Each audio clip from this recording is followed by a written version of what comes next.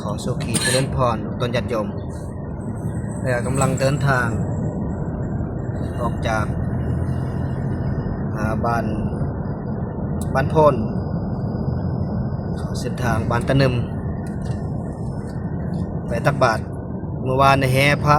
แห่กล้องแห่คล้อง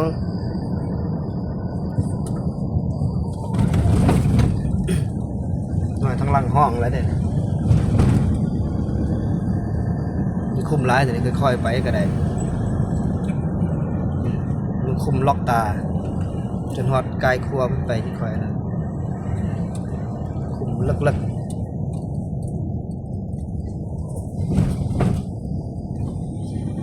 เมื่อวานไปแห่มากกลับมาวัด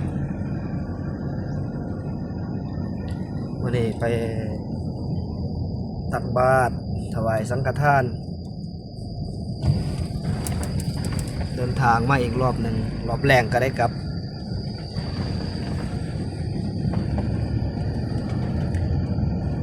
เมื่อวานทางครูบามันบอกให้นอนโอ้ยนอนบ่ไรดอกฮ้อนปันฮ้อนนี่พุ่นสงสการเด็กบัดนี้พอดีกลับมาก็จะก็ไปแล้วบัดพอดีเกียมก็จะไปรอดคันครบองแล้วไปรอดมาเดินทางไปบ้านตะนึมเมืองละมามแข่งเสกอง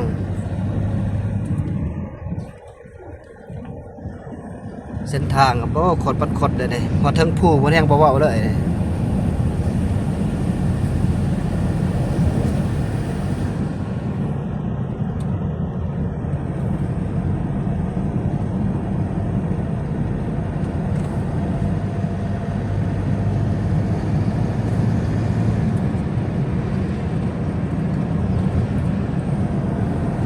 บ้านโพน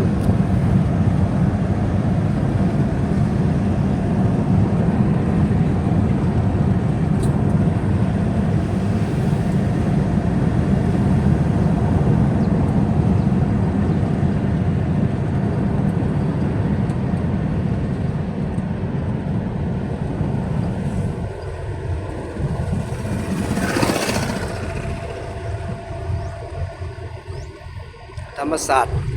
าสตร์งามไม่ได้ทั้งผู้คนเนาะ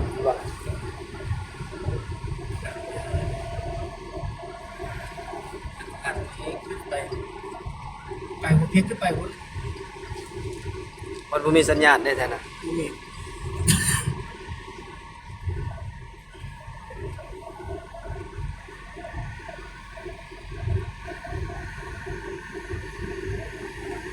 บ้านตัดน้อยบัด มาตัดเลย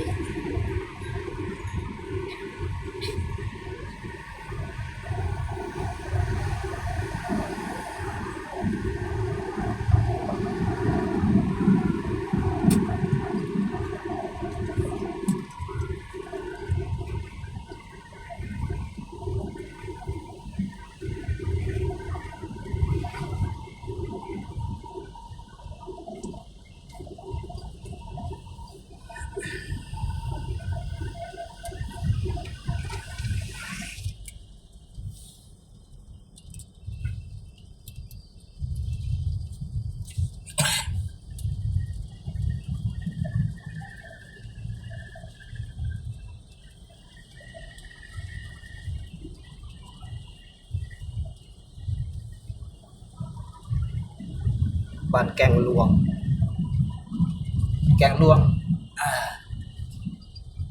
ใช้แกงหลวงเข้าไปไหนโอ้ลงไปซื้อเด้อไอ้บัดอ๋อบ่เขาเล่นมีบ่โอ้บ่เคยไปจักเทื่อขายห้างนะเขาหน่อยไปธรรมชาติดีบ่มือแวะบ่ฮะจักแม่คนน้อยบ่เฮ็ดจังซี่บ่จะห้ามมีของกันเลยไปแวะไทยชมวิวจังหน่อยครับ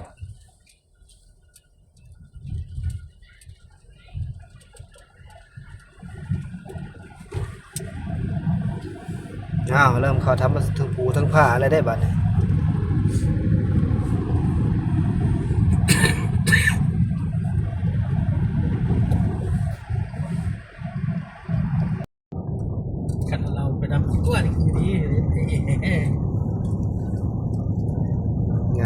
ขั้นตอนยังบ่ทันฮอด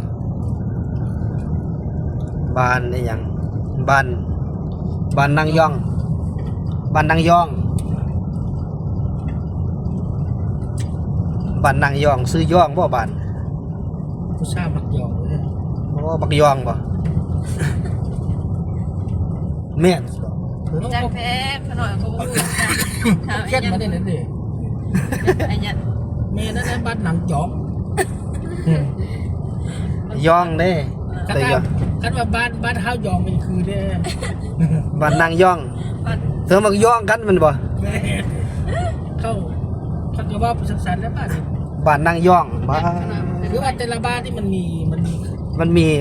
มาแต่ดุนแล้ว มันมีตำนานมัน ด้วย ธรรมศาสตร์ดีได้แท้เทิงพุ่น โอ้ อันนั้นมันยังเป็นธรรมศาสตร์ล้วนๆตัวนั้นบ่ทันได้เป็นส่วนยางบ่ บ่ได้มีนะส่วนใหญ่ โอ้ จะว่าเฮียธรรมชาติที่ดีเลยเฮีย ต่อไปสงวนเขาติเขาบ่ให้ตัดติ จังว่าที่ ครัวห้วยแกะเอ้าครัวห้วยแกะบ่ห้วยเกาะวะห้วยเกาะอันบ่ แล้วก็ เอาห้วยเกาะนะครับมันต้องมีหยังตำนานตัวเก่าๆจึงเป็นห้วยเกาะ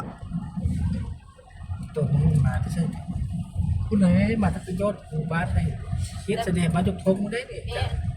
แต่สิแต่บ้านขน่อย น้ำตัวนี้ น้ำตัวนี้นี่บ่ ด้วย เอาไป คิดนางจ ตะ อก กี้ ครับ พวกขน่อยยังไปหากินหาอยู่ก็มีแต่หัวที่ไหนได้หัวที่ทางบ้านแต่ถึงแต่บ้านนักพูดลงใส่บ้านของขน่อย น้ำสีน้ำสีกอง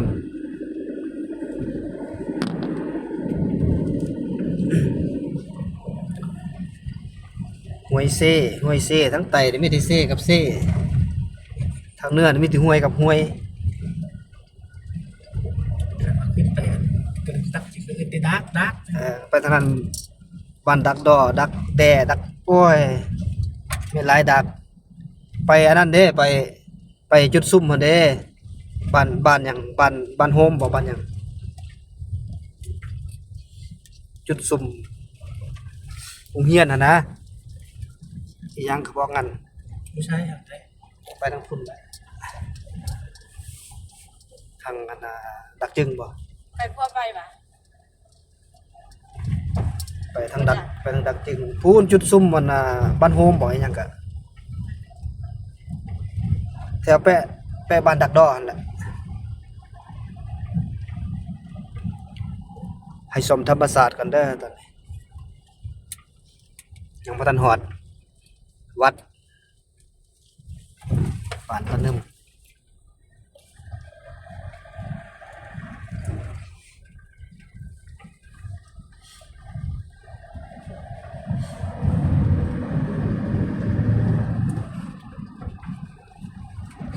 ดักดอ ดักรักดานดักสิง ปากปูนบ้านปากปูนแถวนี้นี่กินปูนตะกี้ เป็น อย่าเคี้ยวมากเด้กินปูนได้แม่นบ่ย้ำมากเด้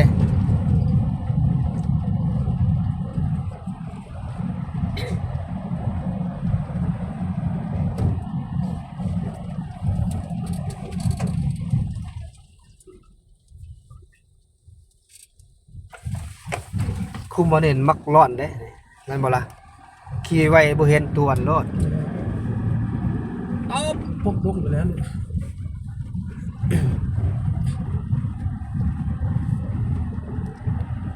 ขี่รถจักรตอนอยู่เวียงน้ำเด้ตอนบ่ทันได้บวชคิดว่าเป็นคุ้มขี่รถไปพวดมาโตนน้ำเกือบเพียงแอวคั่วรถ ก้อยคนที่ไหนแต่วันนี้ลาจะรับคนเคยไปไหนซื้อบ้านอยู่ที่ไหนนั่นเลยเมื่อกี้ บ้านปักปูนนี่ ดูเลยจะลองไปนี่นะ บ้านปักปูนน่ะนี่เมืองละมาม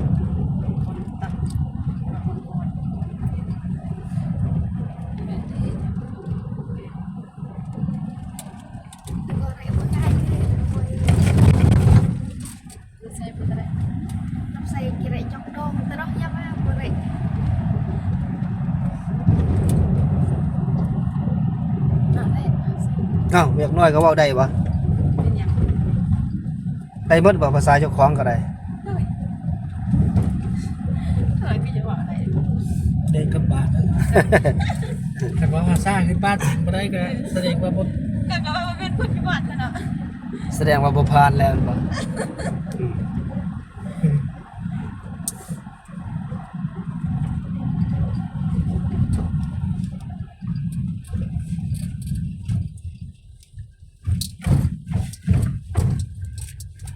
งวยอีหยังอ่ะเนี่ยงวยปรื้อ ปลื้ม งวยปรื้อ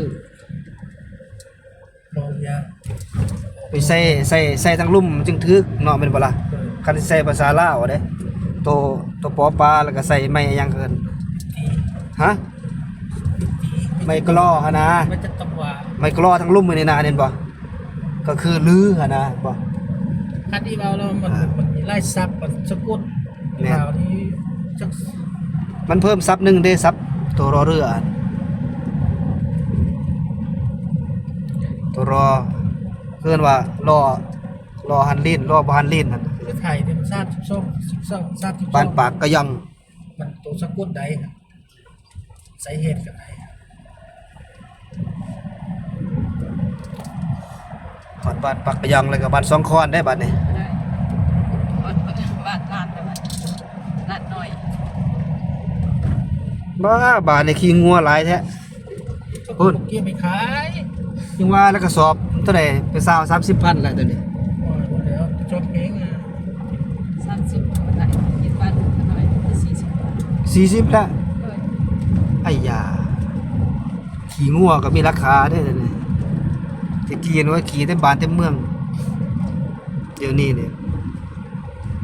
เป็นราคาหมดแล้ว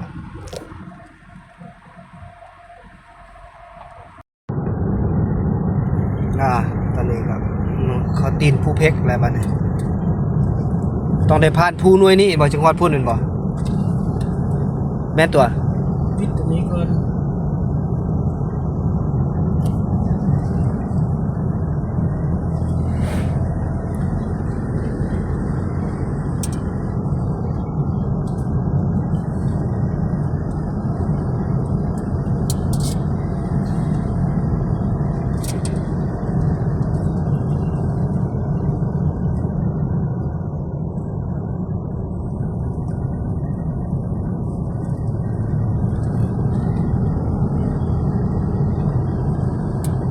โอ้หมอกกำลังขึ้น อาจจะเศร้าให้พักบรรยากาศ อืม นอนอยู่เมืองไทย เน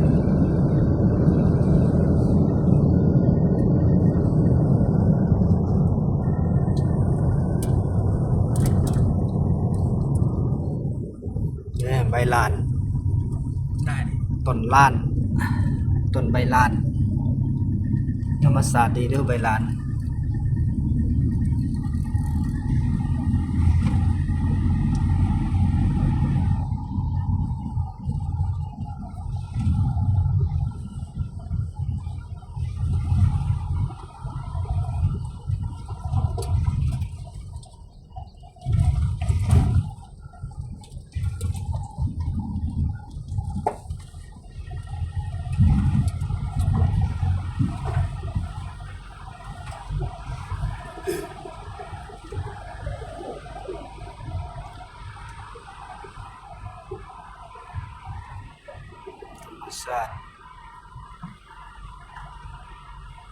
ธรรมศาสตร์บ้านเฮา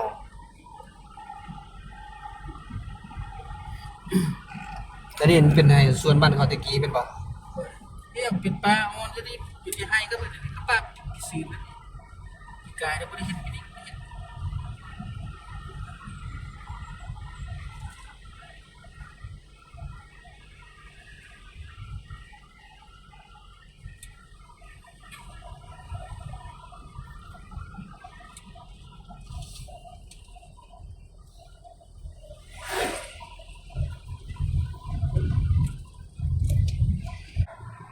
แค่นี้ได้เลยก็ใบลานพี่ลึกเลย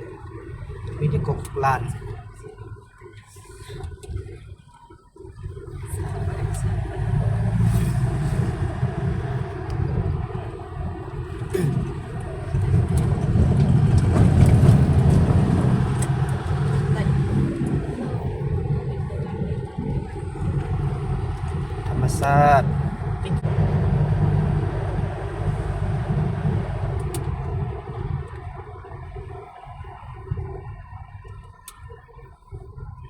ไก่สิฮอดภูเพกแล้วบัดตีนภูเพกแล้วปุ่นหนทางอยู่เทิงพุ่นแหละ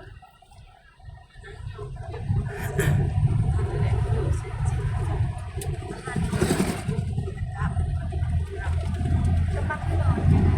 อยู่สุดท้ายจิตนั้นนี่นะยาก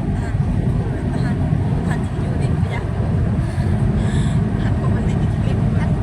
ค่อยเพื่อนนอน ค่อยแหละทันที่อยู่บนยากอะไรจิตนั้นอะไรเลยจิตนั้นยาก หมดไอ้ลังแล้ว จิตวนยับมันเดี๋ยวจะไปให้จุดเขียนตัวเด็กคือยากแต่ก็มาเราไปซ้ำเพียงนี้ซ้ำเพียงตื่นตื่นจิตนั้นยากทหารอยู่ตุกตอนข้าวทหารยากเวลาอยู่ชีวิตอยู่ที่โอ้ยปอดมันเลยทหารเต็มเลยทุกอย่างมันเป็นแบบเกิดแบบตรงนั้นเต็ม อ้าวไต่สั้นภูเลยบัดนี้ ครับเอาไปชัดใหญ่นะครับ ยากเป็นแบบเลย ไต่สั้นภูแล้วบัดนี้เพิ่น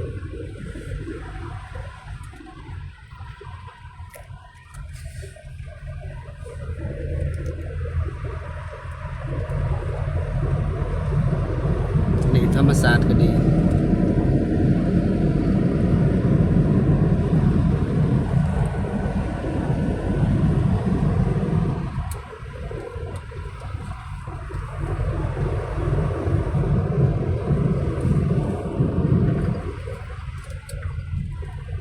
โค้งทั้งโค้ง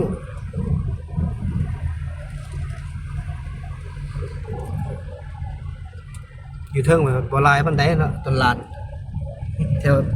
เปิ้นๆผู้อันหลาย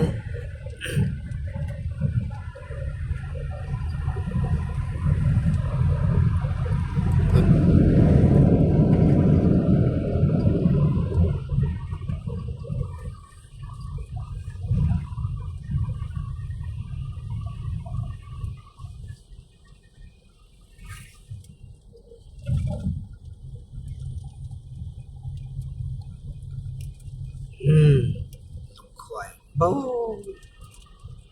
ธรรมศาสตร์เป็นงามแท้ๆ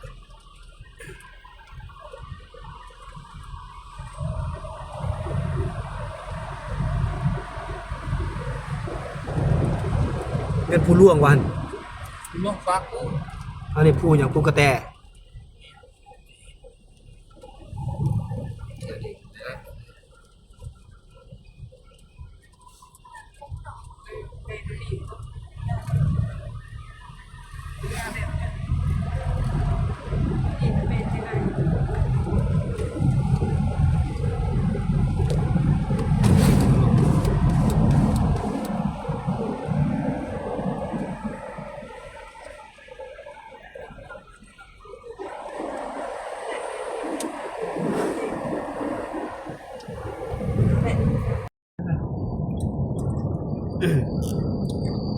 ว่าไปกระทึกวัดมันยังกันได้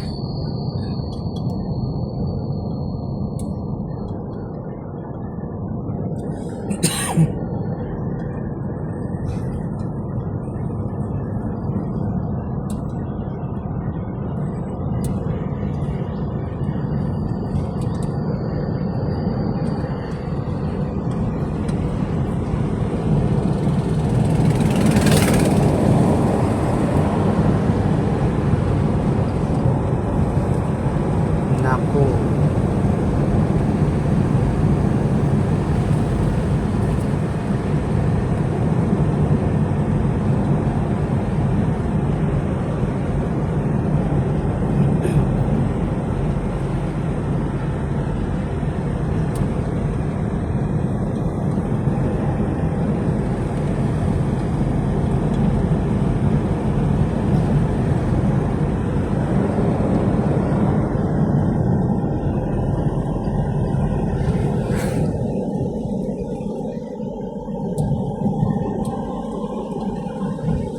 คอยขึ้นคอยไต่สันพูน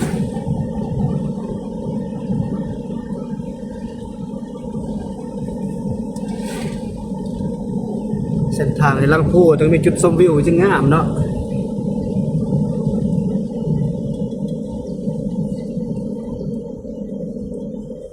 อดบ้านแหละ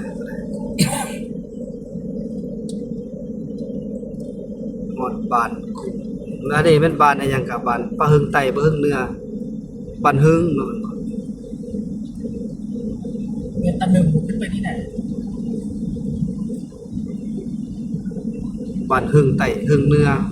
ขึ้นไปบ้านนึงแต่ตำรวจเป็นบ้านเดียว อย่าเป็นคุมมือซื่อแม่นบ่ เลยบ้านคุณบ้าน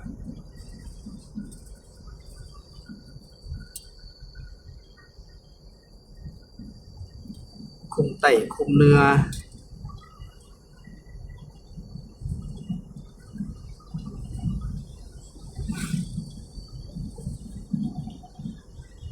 ไปแห่ด้วยพี่มันไกลโพดเมื่อวาน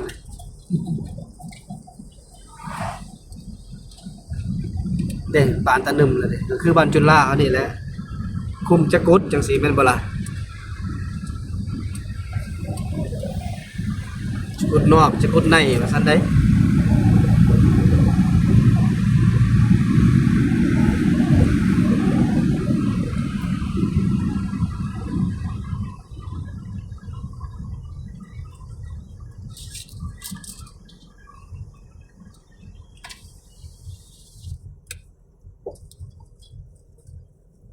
ฮอดบ้านตะนึมแล้ว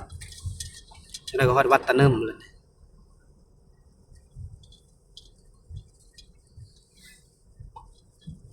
อันนี้บ้านตะนึม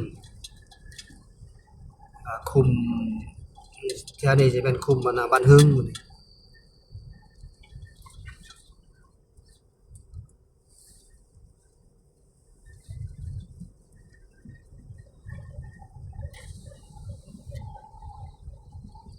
เด้กำลังไปได้ไม่ออกเพิ่นก็ได้หิ้วอีหยังกระเดียกระดอไปใส่บาตรบ่แม่นโอ้ยจังเป็นหิ้วขายคักเด้อดีที่บ่ไกลวัดได้เลย ฝากมือตีมีฮก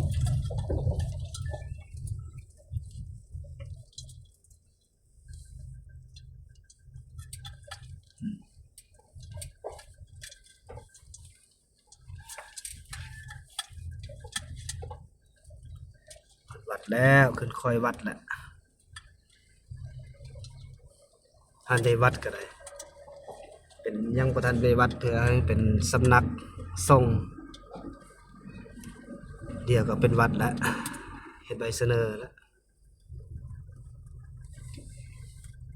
ส่วนไม่ติ้วอันนี้ ไม่ติ้ว บ่แม่นส่วนอย่างได้ส่วนไม่ติ้วนี่ ติ้วส้มบ่ติ้วคิวอ่ะ จิ้วคิ้ว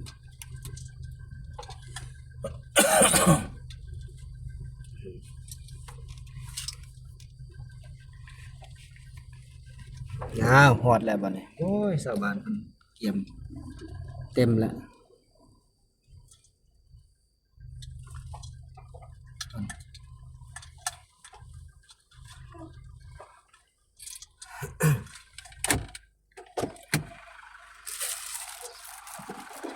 โอ้ยหันนั่งท่าเลย โอ้ยเต็มแหละฮะยังบ่ทันมาหมดเด้นี่ ยัง บ่ฮอดวัดฮอดวาเลย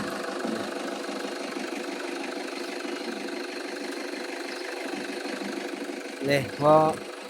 อกอง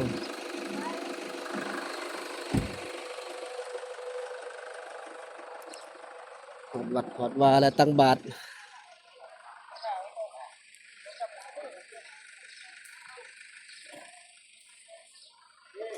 โต๊ะตั้งเต้นบ่มีเลยบ่อันแรกเฮ็ดน้อยโพดแม่นบ่พอกันนั่งแม่นบ่มันบ่พอดียามบุญ ยังว่าอีเด้นี่ เลื่อยไม้เอาเด้อบัดนั้นน่ะเลื่อยไม้เฮ็ดให้เป็นโต๊ะยาวๆนั่งบัดนี้บัดนั้นก็เอาเก็บไว้ในสร้างไว้ฮอดแล้วเด้อนี่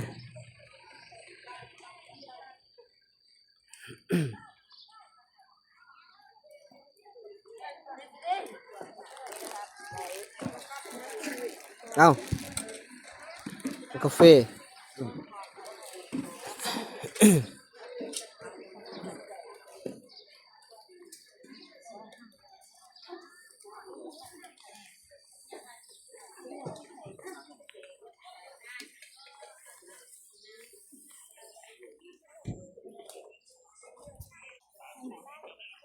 ยแม่ครั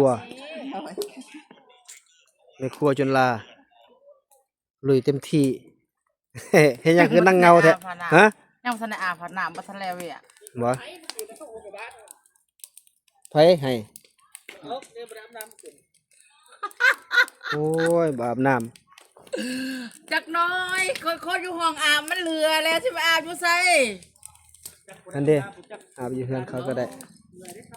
อืม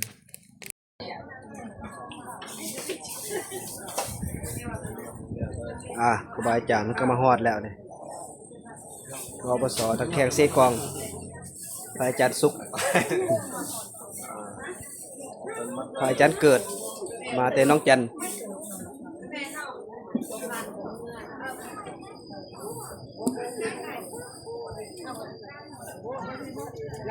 ไม่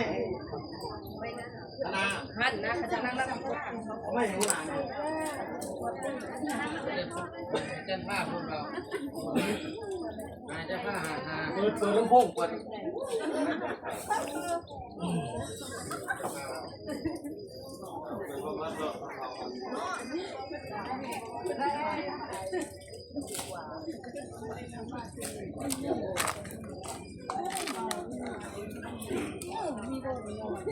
6 องค์มาบริโนอกเกอใส่บาทจำนวน6 หน่วย อันนี้พระมาถวายวานเลย ประมาณ7 หน่วยเนาะ พระพุทธรูปถวายวานเลย2 องค์ แล้วก็มีกองเพล เอาถ้าเลือกวันนั้นก็ กองเพล1 หน่วย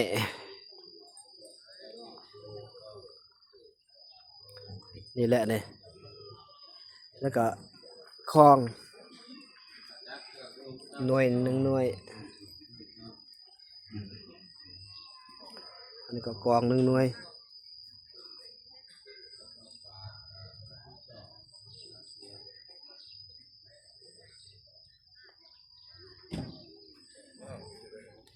ฐานพรหมจันทร์ฐานพรหมจันทนาศรัทธาอยู่ประเทศออสเตรเลีย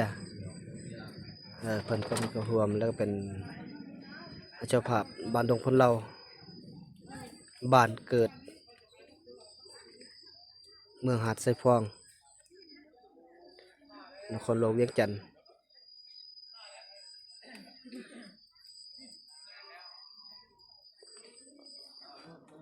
ศรัทธา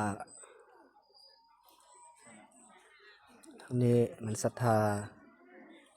ทางนี้แหละแล้วมันถึงนางคำแสนไสยราช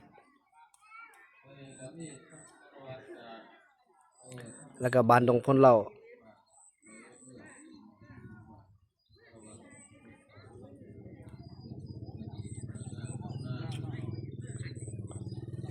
บ้านดงพลเราเป็นเกิดได้ยัง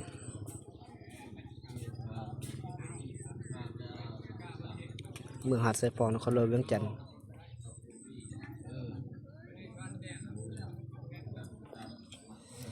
อันนี้ก็ศรัทธานางคำแสนไสยราชประเทศออสเตรเลีย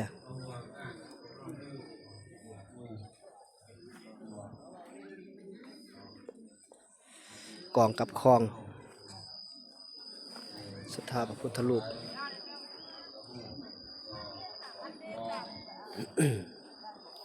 สาบานเพิ่นก็มาแล้ววัดหากระตังยังเป็นสำนักสงฆ์เลยเด้อยังบ่ทันได้เป็นวัดพอได้มีเจ้าภาพเจ้าศรัทธาอยากมาอบโปโมทนาทางภายในและต่างประเทศเพิ่นยังสิสร้างศาลาอยู่สร้างศาลาห้องธรรม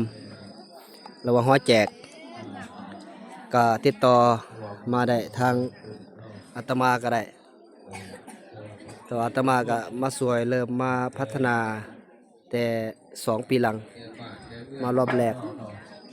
ปีนี้ก็เอาศรัทธาทางออสเตรเลียมาศรัทธาประสานทางอาจารย์ทองเพิ่นอยู่เวียงแล้วก็พอกเผาปอกคำเผาก็เอาพระ2 องค์มาแล้วก็กองกับของหน่วยหนึ่ง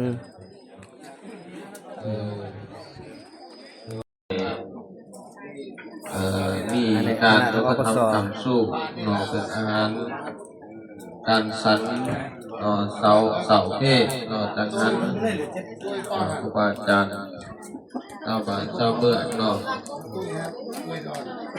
ก็ยังองค์เดียวเนาะ เหยียบตักบาตร ออก มาได้ เนาะ ตักบาตรเมื่อวานนี่ ยังเป็นองค์ แห่ เดี ก ย ล้ ว อง เดียวนี้ เป็นยังไงบ่แก้วฮ้อนบ่วานนี่ เอาเข้าให้ วันนี้คือว่า สังคมอบอุ่นให้เพิ่นเนาะมาหยอบมายามดูเนาะเออ เห็นบ่ มาติดตามเนาะก็เลยเพิ่น เลยไปหน่อยเลยมีกัน เออบ่เห็นไม่ออกมาเพิ่นหนี้สำเร็จเนาะเสียเนาะฉะนั้นไม่ออกเฮากับเอาแต่ใส่เนาะโดยเฉพาะแล้วเป็นการอุปถัมภ์คำสู้เนาะโดยเรียนครูบาอาจารย์ เจ้าภาพเจ้าศรัทธา ครู เจ้า บา ได้ อา ห จา ลาร ย ย์ ประ เท่า ธาน ไหร่แน่นอนไม่ออกพอออกเนาะเป็นผู้อุปถัมภ์คำสู้เนาะท่าน ชื่อศรัทธาเป็นมี อุปถัมภ์ สิ่งหลักๆก็แม่นไปออกคำแสน คือว่าครูบาอาจารย์ท่านจะอยู่เนี่ย ไปออกคำแสนอยู่ออสเตรเลียเด้ ครูบาอาจารย์ท่านนี่เป็นอาศัยญาติโยมให้เป็นผู้คำสู้ เจ้า เนาะ ภาพเจ้าศรัทธาใหญ่เพิ่นอยู่ ต้อ พุ่ ง น ได้สาระเนาะทั้งบ้านทั้งเมืองเนาะต้องได้สาระเนาะโดยเฉพาะแล้วแม่นนายบ้านเนาะโดยเฉพาะแล้วแม่นนายบ้านเป็นรักเนาะให้แกเป็นรักให้แกวัดเฮาเนาะ โอ้มาใส่ที่จังหวัด ด้วยขน่อย มื้อนี้กับพวกเขาก็สิได้ฟังเทศน์จากพระอาจารย์สมสุขวัฒนธรรมเพิ่นก็เป็นหัวหน้าอันนั้นเผยแผ่ศีลธรรมของไทยเลยมื้อนี้เนาะหัวหน้าเผยแผ่เพิ่นแน่นอนนะประสบการณ์ในการเทศนาเนี่ยสูงเนาะเพิ่นก็เคยไปเทศนาให้นะครับนักเรียนในหลายบอนเนาะดังนั้นไม่ออกคาถาห้ามฟังเทศน์น้ำเพิ่นสิเทศน์หยังมื้อนี้เนาะได้ฟังเทศน์เนาะคันนี้เนี่ยจดกับจดซื้อเนาะอาจารย์คำเกิดเพิ่นสิสร้องคาถาอ่านซื้อให้เนาะถ้าหน่อยเพิ่นสิอ่านได้ซื้อเพิ่นอันนั้นเพิ่นเว้าม่วนเด้เนาะเพิ่นอ่านน่ะใจขึ้นเด้เวลาเพิ่นอ่านได้ซื้อเนาะเอาผู้ใดสิโพธนาต่อยอดก็เตรียมเงินเด้อเนาะวัดเฮานี่ต้องการก่อนทรัพย์หลายเลยเนาะบอนอยู่บอนพักบอนเศร้านี่ก็มันนี่แหละบอนเดียวนี่แหละเนาะสิกุดก็แม่นสลาก็แม่นฮอดแตกก็แม่นเนาะบอนเฮาอยู่เนาะกับพ่อใหญ่บ่หลวงเนาะพ่อใหญ่บ่หลวงแต่ว่ากับพ่ออยู่ได้เนาะเนี่ยโยมเฮาไปนำบ่ทันได้เพียงพอกับการห้องหับต่อหน้าเพิ่นก็สิขยายเพิ่นก็สิสร้างต่ออีกเนาะเห็นบ่หอกองก็สำเร็จงามเนาะเป็นหอกองใหม่เนาะสำเร็จต่อไปก็เป็นศาลาแล้วอาจารย์เนาะหอพระบ่เสียหอพระก่อนกับประตูสูงบ่ด้วยเพราะว่าผมมีผลอยู่เพิ่นก็เฮ็ดแนวง่ายๆก่อนอาจารย์เนาะ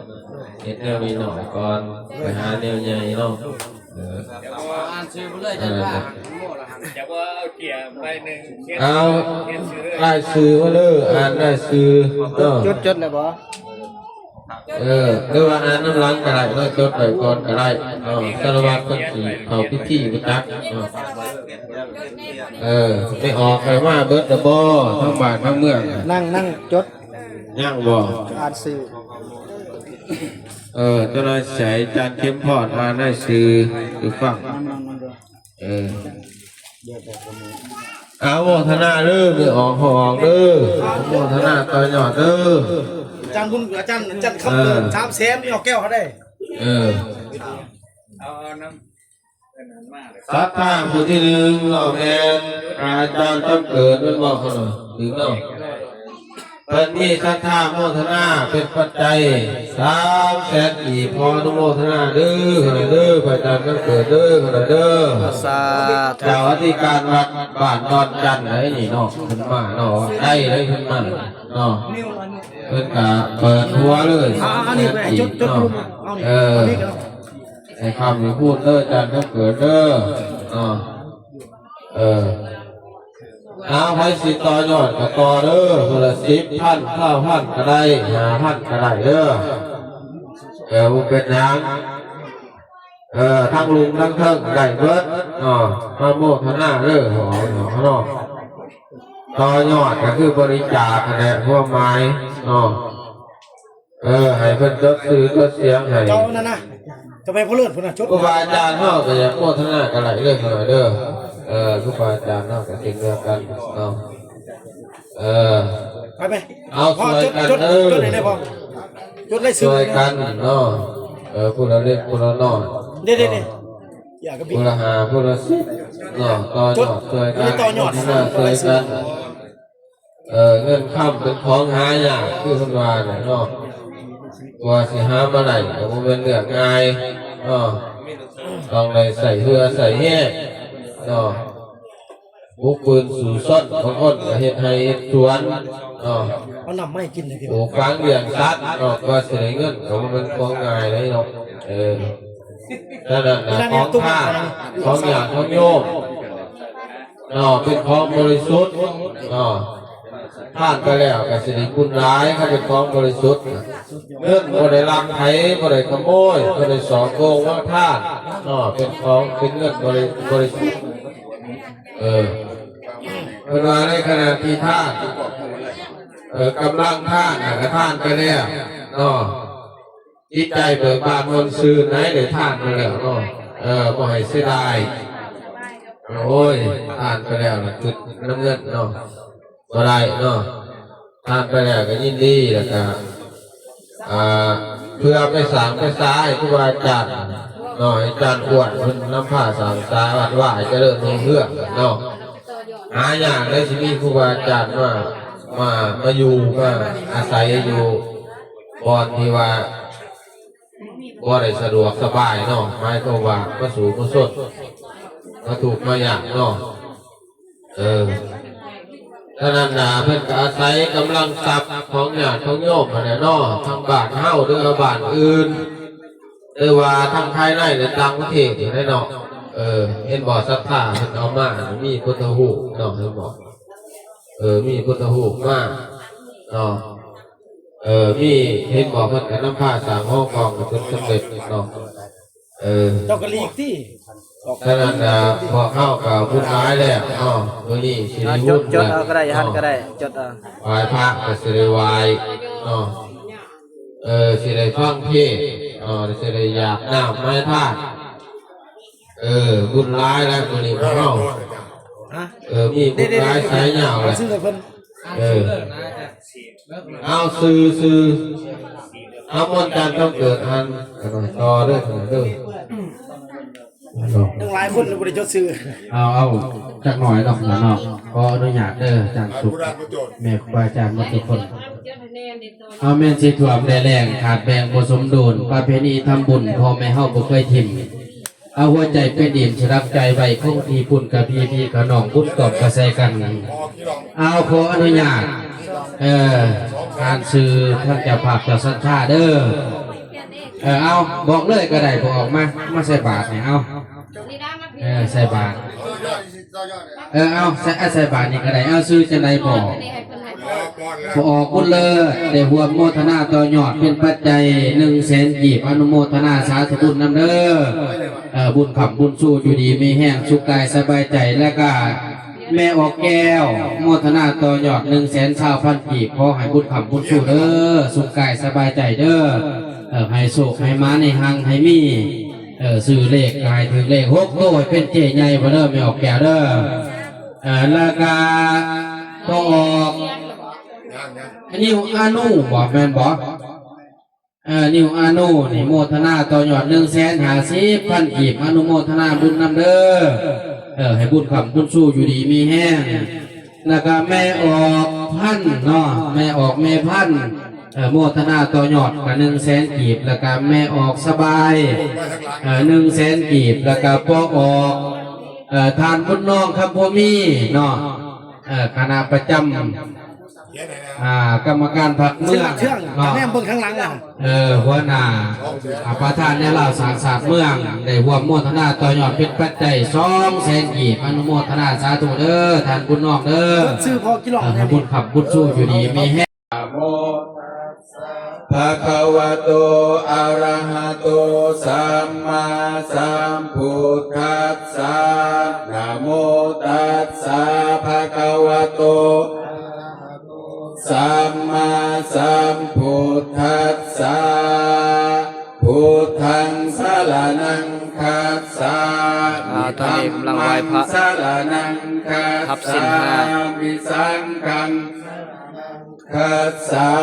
มิทุติยามปิพุทธังสรณังคัสสะมิทุติยามปิธัมมังสรณังคัสสะมิทุติยามปิสังฆังคัสสะมิตติยามปิพุทธังสรณังคัสสะมิตติยามปิธัมมังสรณังมิตติยามปิสังฆังสรณังคัสสะมิ เดี๋ยวคนลวง อิติปิโสภะคะวะอะระหังสัมมาสัมพุทโธวิสาจารณะสัมปันโนสุขโต มันหมอบเลยผมหมอบมากเลย วิทูอนุตตโลภูริสาธรรมสาวทิสัทธาเทวมนุษย์สานังพุทโธภะคะวะติ ศรัทธาผู้ กายเยนวาจายาวติตัสสวะพุทธิกุกัมมังปะกะตังมาญายังพุทโธอาตุอาจารยันตังกาลันตะเลสังวาลิตุงวะพุทธิสวาคาโตภะคะวะตาธัมโมสันทิฏฐิโกอากาลิโกเอหิปัสสิโกโอปานายิโกปัจจัตตังเวทิตัพโพวิญโยอิติกายเยนวาจายาวจิตตสวาธัมเมกุกัมมังปะกะตังมาญายังธัมโมปฏิกันนาตุกาลันตะเลสังวาลิตุงวะธัมเมสุปฏิปันโนภะคะวะโตสาวกสังโฆอุสุปฏิปันโนภะคะวะโตสาวกสังโฆญาญาปฏิปันโนภะคะวะโตสาวกสังโฆสังปะกะตังมาญายังสังโฆอาตุอาจารยันตังกาลันตะเลสังวาลิตุงวสังเคอุกาสวันทามิพันเตเจติยังสัพพังสัพพทาคาเนสุปฏิทิทังสาลิลิกถาโพธิงพุทธรูปังสกลังสถาวัจสามนัสสะเจวะวันทาเมเตจทาคเตสญาเนทาเนขามเนจาปิสัพพะทาอุกาสวันทามิพันเตสัพพังอปลาทังขมทมิพันเตมายากตังปุญญังอนุโมทิตาพังสามินากตังปุญญังไมหังทาตพังสาธุสาธุสาธุอนุโมทามิสาธุสาธุสาธุนะโม โมตัสสะภะคะวะโตอะระหะโตสัมมาสัมพุทธัสสะนะโมตัสสะภะคะวะโตอะระหะโตสัมมาสัมพุทธัสสะนะโมตัสสะภะคะวะโตอะระหะโตสัมมาสัมพุทธัสสะอุกาสะมายังพันเตวิสุงวิสุงรัตนาทายะติสรเนนะสหปัญจศีลานิญาจามะทุติยัมปีมายังพันเตวิสุงวิสุงรัตนาทายะติสรเนนะสหปัญจศีลานิญาจามะตติยัมปีมายังพันเตวิสุงวิสุงรัตนาทายะติสรเนนะสหปัญจศีลานิญาจามะโอเคครับสิ้นห้า ครับสิเด้อ ต่อไปเชิญคนอยาก สมทานสิ้นห้านะครับสิ้นห้า ตั้งใจสมถะนะครับสิ้นห้านะโมตัสสะภะคะวะโตอะระหะโตสัมมาสัมพุทธัสสะนะโมตัสสะภะคะวะโตอะระหะโตสัมมาสัมพุทธัสสะนะโมตัสสะภะคะวะโตอะระหะโตสัมมาสัมพุทธัสสะ สาธุนะโมตัสสะภะคะวะโตอะระหะโตสัมมาสัมพุทธัสสะนะโมตัสสะภะคะวะโตอะระหะโตสัมมาสัมพุทธัสสะนะโมตัสสะภะคะวะโตอะระหะโตสัมมาสัมพุทธัสสะ พุทธังสารนังคัจฉามิ พุทธังสารนังคัจฉามิ ธัมมังสารนังคัจฉามิ สังฆังสารนังคัจฉามิ สังฆังสารนังคัจฉามิ ทุติยัมปีพุทธังสารนังคัจฉามิ ติยัมปิพุทธังสารนังคัจฉามิ ทุติยัมปีธัมมังสารนังคัจฉามิ ติยัมปิธัมมังสารนังคัจฉามิ ทุติยัมปีสังฆังสารนังคัจฉามิ ติยัมปิสังฆังสารนังคัจฉามิ ตาติยัมปีพุทธังสารนังคัจฉามิ ตาติยัมปิพุทธังสารนังคัจฉามิ ตาติยัมปีธัมมังสารนังคัจฉามิ ตาติยัมปิธัมมังสารนังคัจฉามิ ตาติยัมปีสังฆังสารนังคัจฉามิ ตาติยัมปิสังฆังสารนังคัจฉามิ ติสรณะคัมมนังปาริปุนัง สาธุกัสสะมะพุทเต ปานาติปาตาเวรมณีสิกขาปะทังสมมาธิญามิ ปานาติปตาเวรมณีสิกขาปะทังสมาธิยามิ อาทินนาทนาเวรมณีสิกขาปะทังสมมาธิญามิ อภินาธนาเวรมณีสิกขาปะทังสมาธิยามิ กาเมสุมิสาจาราเวรมณีสิกขาปะทังสมมาธิญามิ กาเมสีสาจาราเวรมณีสิกขาปะทังสมาธิยามิ มุสาวา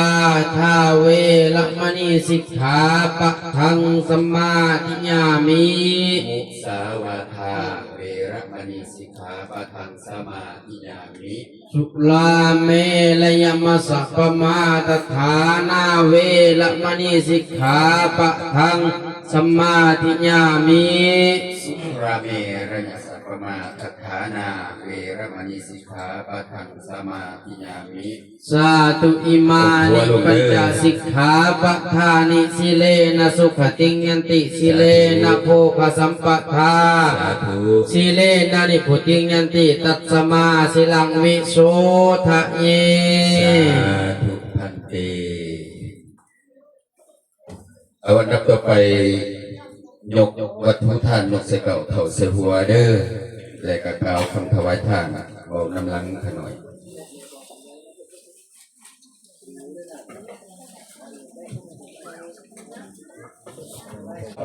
อะระหะโตสัมมาสัมพุทธัสสะนะโมตัสสะภะคะวะโตอะระหะโตสัมมาสัมพุทธัสสะ นะโมตัสสะภะคะวะโตอะระหะโตสัมมาสัมพุทธัสสะสุทินังวัตเมธานังเมบริสุทธังอาสวัคยวหังนิพพานะสักตังโหตุอนาคเตกาเลอิมานิมัจยังพันเตปินดาปตานิทัตตานิพุทธรูปังขันดิงเทริงสัปริวรังภิกขุสังคัสสะโอโนสัญญามะสาธุโนพันเตภิกขุสังโฆอิมานิมัจยังพันเตปิณาปตานิพัตตานิพุทธรูปังขันดิงเทริงสัปริวรัง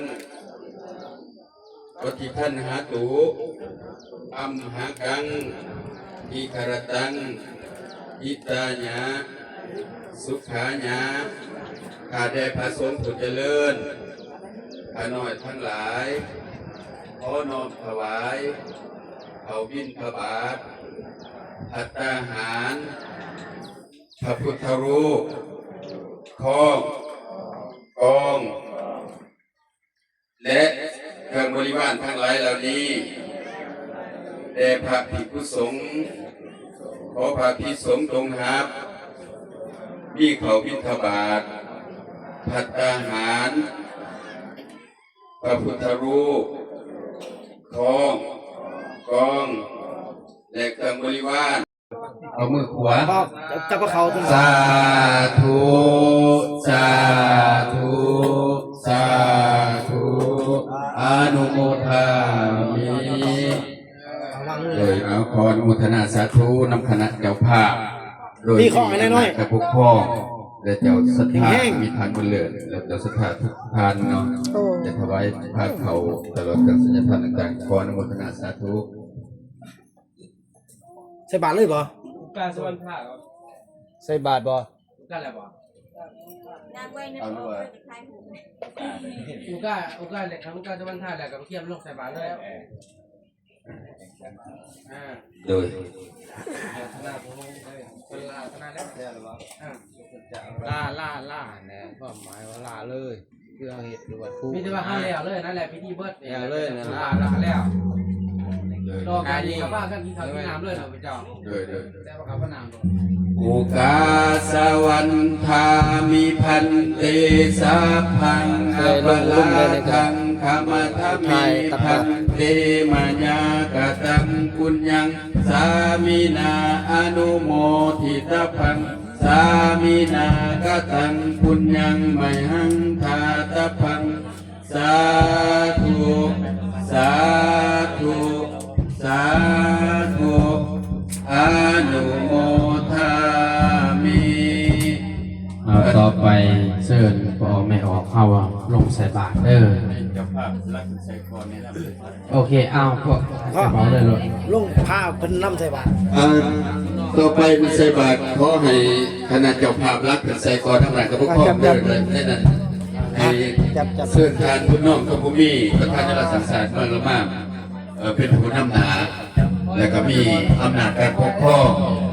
ตลอดทั้งเจ้าภาพรักเด้อก็อันนี้ก็เป็นการให้เกียรติ นะโมตัสสะภะคะวะโตอะระหะโตสัมมาสัมพุทธัสสะนะโมตัสสะภะคะวะโตอะระหะโต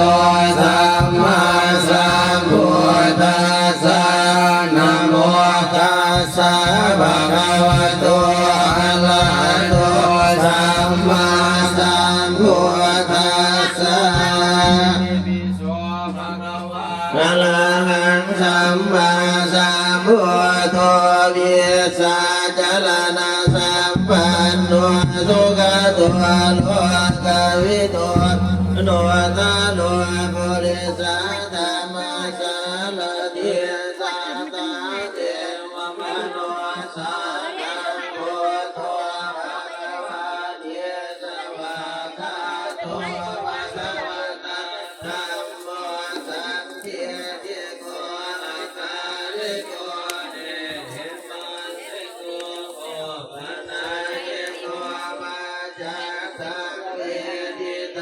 ภูเวนโยเยเตโตปฏิปันโนภะคะวะโตสาวกสังโฆอุตุปฏิปันโนภะคะวะโตสาวกสังโฆปฏิปันโนภะคะวะโตสาวกสังโฆสามีปฏิปันโนภะคะวะโตทิทังกัสสะปุริสาโยภาวิตันตาปุริสาสุขา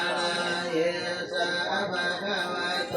สาวกสังโฆอาวุไนโยภาวะไนโยทาสิโรโย คุณพ่อคุณแม่คุณพ่อกินหน้ามาพี่เลย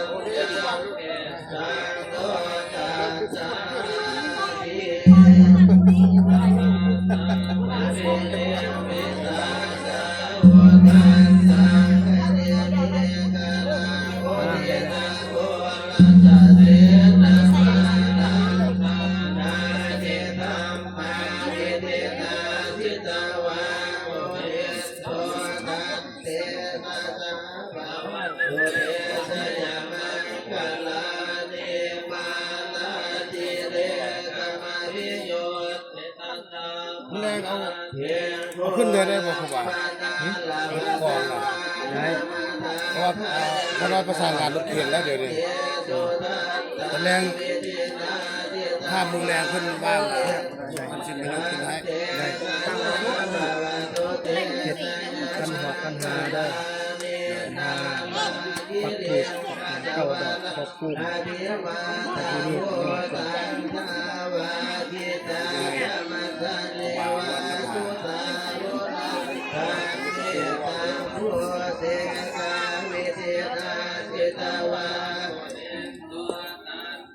ทัสสะภะวะโตเตสัจมังคลาเนอุเกตตากรรมติหัตตังตุทาลุนัตตังสาวะเทโยสัตตะปะทังโคเรมาลาวันตังเกเตเทตังกัตตมะโตทิตาวะโมเหินโตตังเตสัตตะภะวะโตเตสัจมังคลาเนวัตตวะสัจจาโมตัสสะทิวะภะพิญญาเทตาจาโตตัสสะจา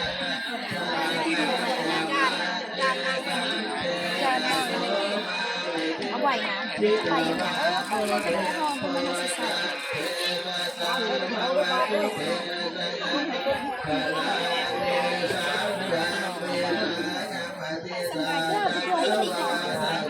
ห็ดตักบาตรต้องใส่บาตรมาแรกคือโควาของขึ้นทั้งแล้วก็5 โม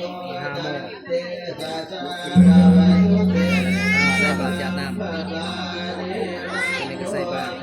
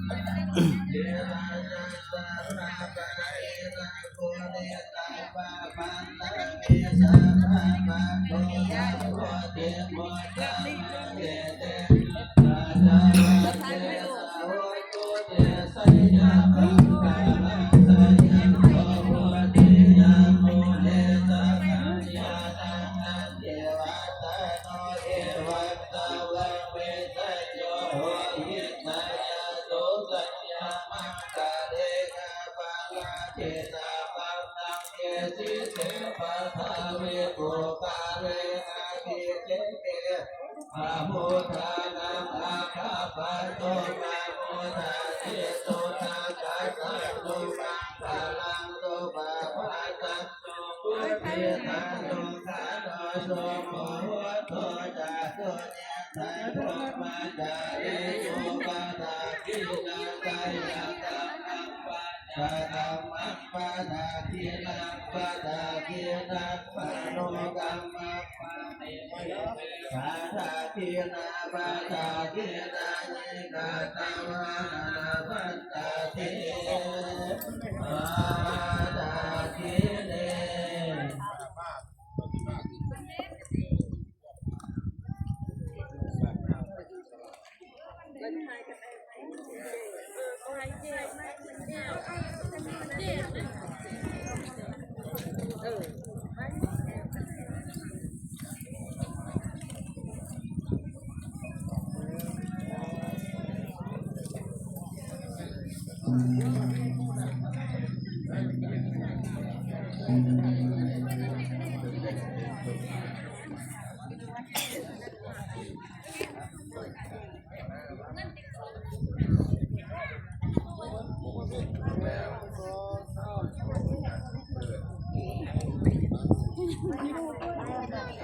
ยืมตังค์กันเด้อ นั่งก็ได้สุดท้าย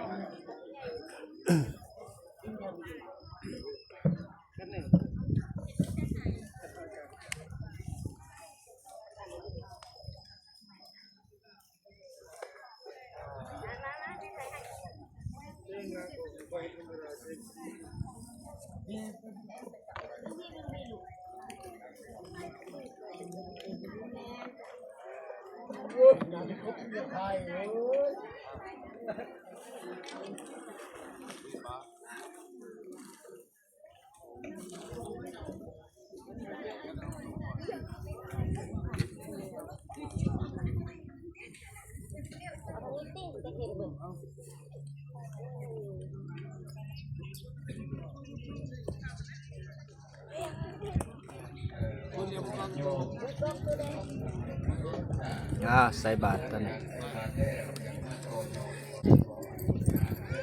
ใส่บาตรใส่บาตร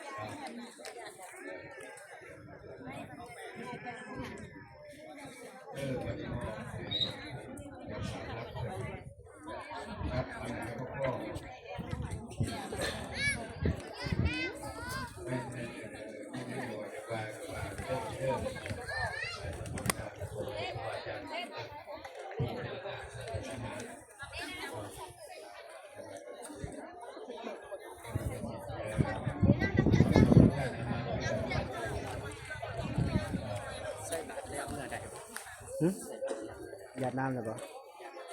ได้บ่เป็นหยัง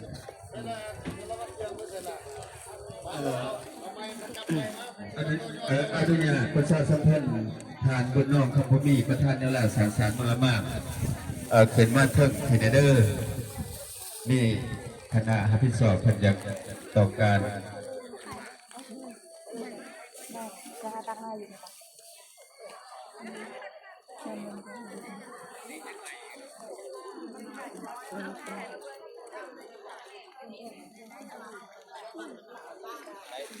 ด้วย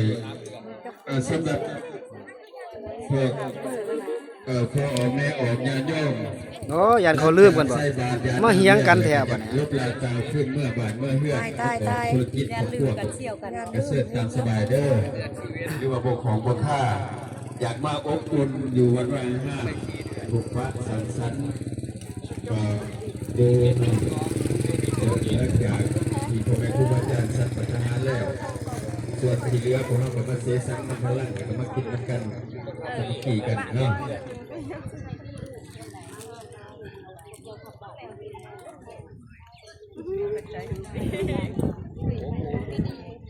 มีวัดไม่ว่าอยู่ไกลมันพันบันเป็นวันตาปีก่อน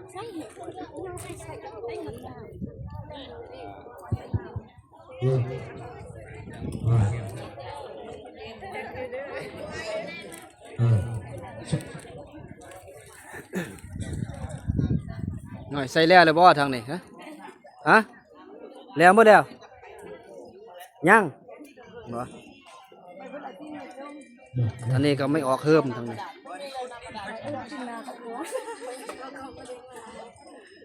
อาลงหาด้วยการเทวาเนาะเป็นผู้สุดท้ายรอด้วยการอาตอนครับพระพุทธรูปเป็นสักข้อสักข้อก็ตักแต่งจันทร์มาถวายบริจุมือที่ผ่านมาตักบาตรตักพุทธตักบาตรเนาะหวานน้ำเป็นมือที่ผ่านนะคือว่ามีต้องใช้เจตนาเด้อไปออกยักจอต่อยอดต่อดวงนอสีสาหักกีบก็ใส่กันไป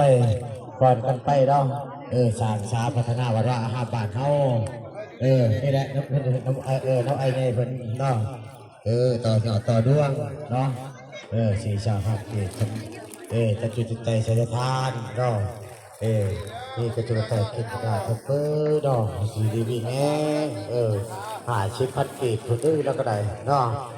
อยู่ทั้งทำเก่งเขาบอกหรือวันหึงบอกอยู่ทั้งแค่เนาะเขาให้จะได้มีมีคนชุดเราเห็นปีมันไปหน้ามันเขาเนาะได้ก็ถือสุขภาพมันลำด้วยทั้งอันไม่ออกคำถึงแค่เขาก็ได้ก็ทั้งกระเจไงเพิ่นทั้งถึงแค่เองเลยโอ้ถึงแค่น้ำมาหลายมื้อนี้เนาะเอาสิทานน้ำปันมีความน้ำโชยโยยิงคนจิตเฉลี่ยคงไปอย่ามีเนาะให้มีพุ่งคำยิ้มชูยิ้มชงเนาะปรารถนาสิ่งใดก็ได้สิ่งดังนั่นดังสมดังมนุวังเนาะฝนจิตใจใส่ทานเฮาด้วยเนาะถึงแค่เฮานี่หลายมื้อนี้มาหลายถึงแค่เฮาเนาะอาบุญทานองค์การออกไปก็แต่เทศาต่อยอดจะทำถึงว่าแต่เทศาเพิ่นต่อยอดแสดงเมื่อกี้คือบ่อ่านซื้อเพิ่น อ่านบททานคนใส่ไว้ละ ซื้อยังล่ะฮะนี่บ่พุทธก็แสดง พุทธนาพุทธนาไม่ออกพุทธโอ้ไผวีผมให้100,000 กีบเพิ่นว่าผู้พุทธนาต่อยอดก็ขอบคุณจ้าอยู่ดีมีแห่งมีบุญวาสนาปรารถนาสิ่งใดก็ให้ได้สิ่งนั้นสมดังมนุวังเอาซะโตได้ออกพุทธจากถึงแค่นั้นเนาะโอ้ยดีใจหลายมื้อนี้ พี่น้องเขาก็หลายคนมาเนาะมีทั้งคำเด้งแน่ทั้งสอง YouTube เด้อ แชนกีบ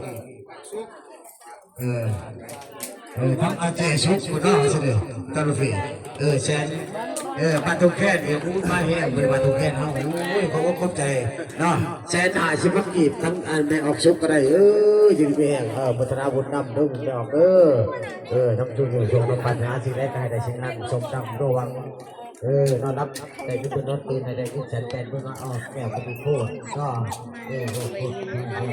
ผ่านมาหายจะมาเบียดก็ไปหน้าร้านเขาเป็นเราทำเรื่องบ่อปลาพื้นก็บ่อกระลุ่มเขาเนาะกระลุ่มตะกวากเขากระไรสุรพลแน่บดีก็จะไปจับทำบุญทำทานก็ต่อยอดต่อดวงบดี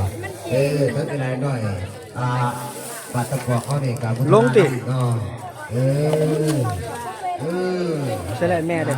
ฮะเอาใส่แล้วเลยบ่ วะตรงนี้การทำงานในการงานเพื่อมันว่าทำงานหามุ่งคนจะมาเจ้ารถเห็นมันออกก่อน รับประทานอาหารก่อนบัดนี้ ข้าวกะเกียมข้าวกะ